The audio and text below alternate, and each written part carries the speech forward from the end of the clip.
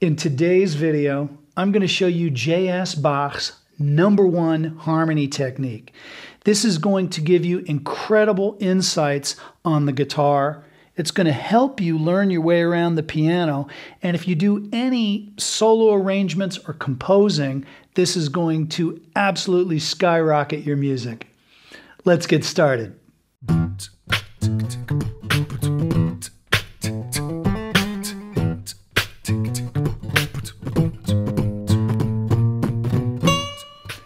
All right, I am so delighted that you are here for today's lesson.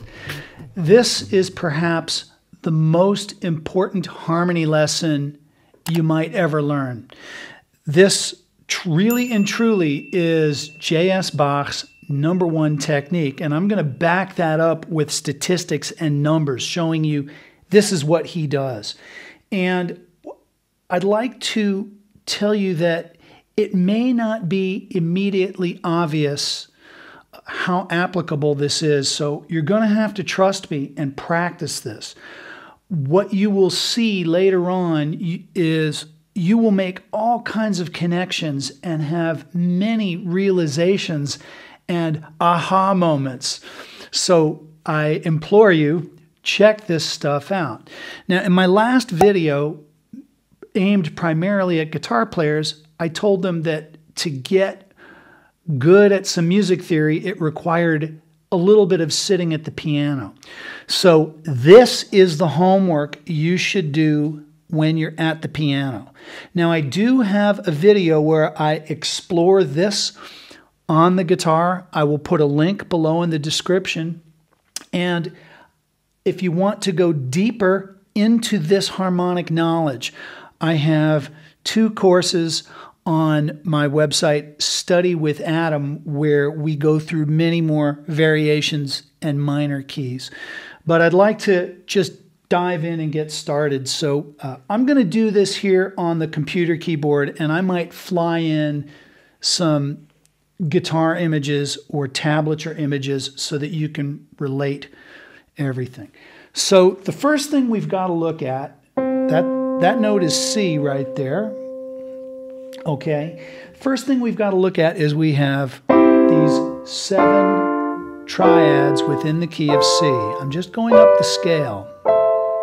Okay, and each of those gets a Roman numeral. I described this in a previous YouTube video, so I'll put that there somewhere around here right now so you can get the link to that. There is a very cosmic connection between the chords 1, 4, and 5. Except we're not going to play them the way I just showed them on the piano. There's a real cosmic connection. So I want to describe some of this to you. If you've ever played rock and roll or played 12-bar blues or almost any kind of music, you'll see it's a lot of 1, 4, and 5 chords. So you might be wondering, well, gee, why is that? What's the cosmic relation? So I want you to just ponder this. If C is our center, we're going to say we're in the key of C right now. If we go 5 up, we go to G. If we go 5 up, 1, 2, 3, 4, 5, we go up to G. But if we go down 5, down to F, we're going 5 notes down. So C is the 1 chord, F is the 4 chord, but if we play it here, it's a 5th away. G is the 5 chord, and it's up there. So they're both a 5th away from F, and this is a primordial kind of hanging together of these harmonies. And so now, you might have thought it was clickbaity for me to say that this was Bach's #1 rule, but I'm going to explain this to you. Yeah. Okay, so I have a cheat sheet here. The book that I studied out of, which there's a copy for $900 now on Amazon, it's called The Contrapuntal Harmonic Technique of the 18th Century by Alan Irving McCose. And I've worked through just about every exercise in this book, and I'm going to give you the short version. A guy way back named Jean-Philippe Rameau did a study of Bach's music. Here we go, drum roll. 38% of the time in the Bach chorales, which are these beautiful little four-voice, simple choir pieces, but they have all of Bach's harmony goodies.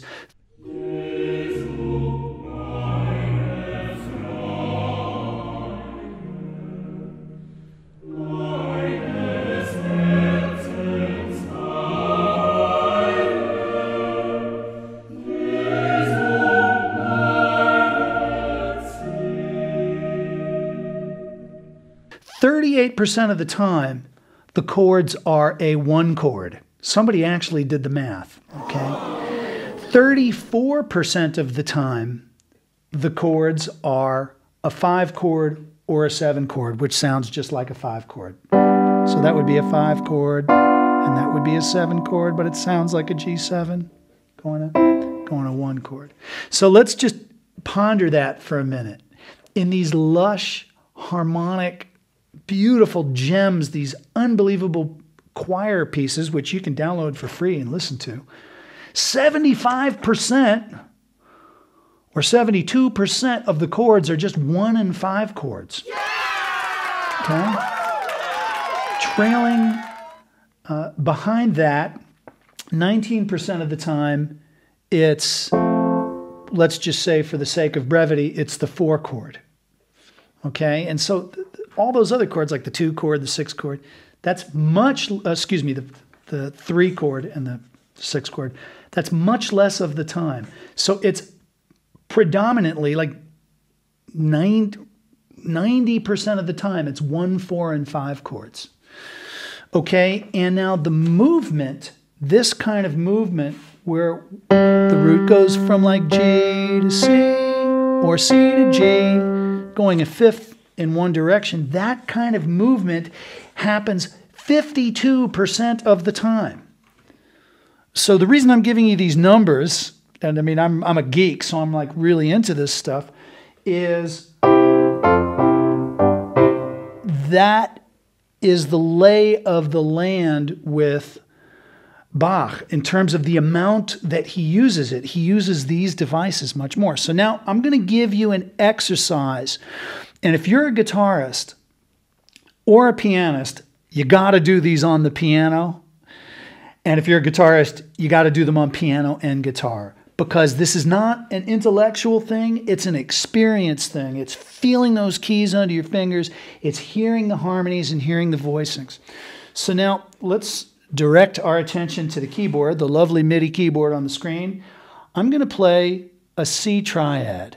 Now, one thing that I did that really is not good, but I did it on purpose, is to build these chords from the bottom up. We want to think top down. So think like this.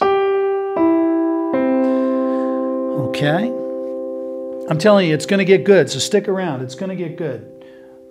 Okay? So, and now the cardinal sin.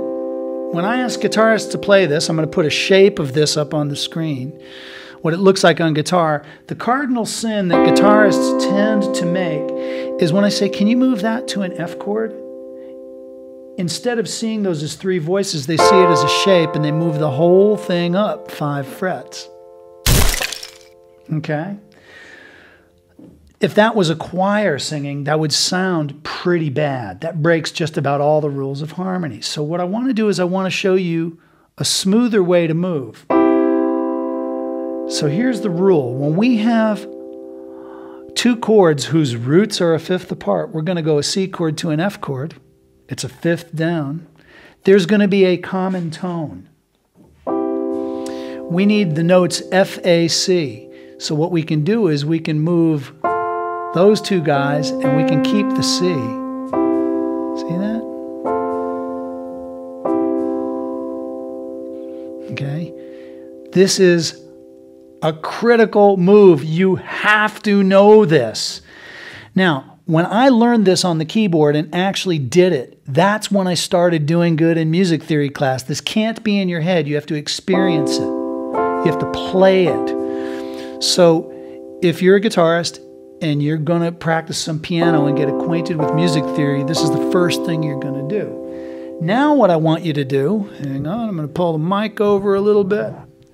What I want you to do next is I want you to add a bass note like a bass player is just playing the root. So you'll see we have 2 C's in this chord. You see that? We're doubling the root. And then when we do this move to the F chord, we're going to double the root down there. Okay, now back to the statistics. Good old J.S. Bach. If there's 3 notes, but you're playing 4, you're going to have to double something, right? 88% of the time, he doubled the root. It's all here in this book that I showed you. 88% of the time. Okay, so this is the #1 harmonic rule. If you were a student of Bach's, regardless of piano or composition or whatever, you would need to know this move. So the first move we're going to do is a 1 chord to the 4 chord to the 1 chord. Got it? Now the next move that we're going to do is the 1 chord to the 5 chord. And if you figure out the notes of a G triad, G, B, D, you'll see that we already have a G there. Okay, so what we're going to do is instead of doing a bottoms up thing, we're going to go. Okay. Got it? This is playable on the guitar and on the piano. So now here is the progression to practice. This is the practice progression. You want your fingers to do this. These are like 4 singers in the choir.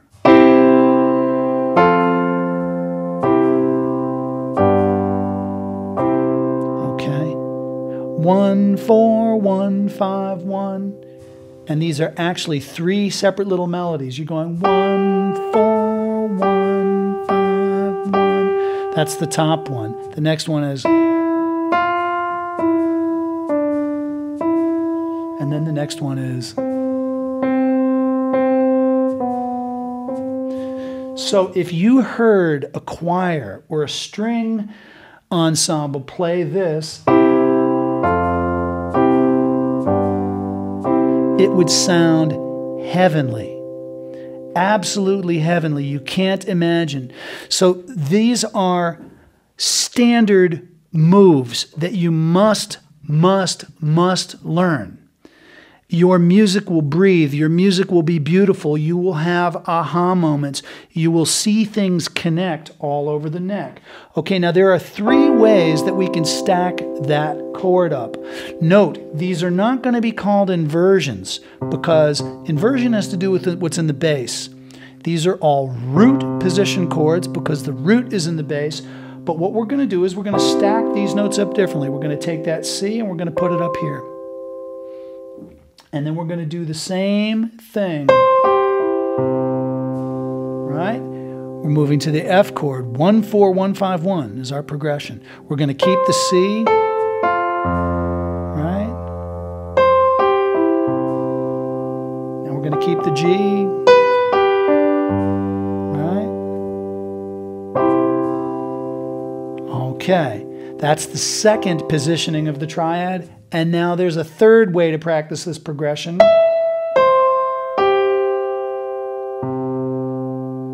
Okay, we've got the third in the melody. We're going to keep the C, going to the 4 chord, back to the 1 chord. Then we're going to go to the 5 chord, we're going to keep the G, and then back to C. So that's 3 ways to practice this. Okay, 1, 4, 1, 5, 1 is the progression. Now, your job is to practice this in every key. And boy, will you know your triads after you do that. So let's pull a key out of thin air. Let's go far away. Let's say Let's say A flat. Let's say you were coming to a lesson with me and I said, okay, play me 1-4-1-5-1 at the piano in A flat. Now I'm probably going to have to think a little bit. Let me do it an octave higher.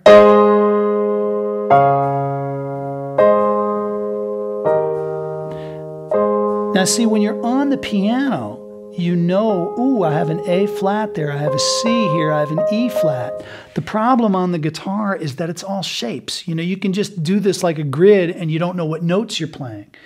So like I said in my last video, I was explaining guitar players should play piano. This is what you should practice at first. And of course, make sure your hands don't hurt. You know, it might take you a little practice to figure out how to get the right leverage on the piano.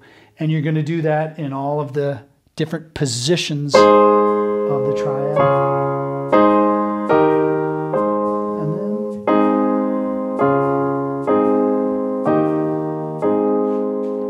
Okay, so just to recap, we're almost done. You're going to do this on piano, and then you're going to do it on guitar. If the bass voice is hard, you can just do the top 3 voices. I'm going to have the link to the video where I show you how to do that. Okay, it's an older lesson video of mine. And like I said, Bach used primarily 1, 4, and 5 chords. He used them primarily in root position, as you heard with the percentages. And most of the movement between chords is usually the movement of a fifth away.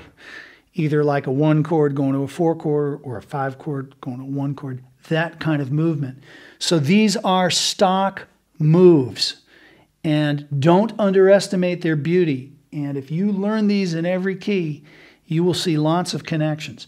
Now, I mentioned Study with Adam before. That's my teaching website. I have a full course on this because it goes a little bit deeper with the minor keys. There's a lot of variation and a lot of color.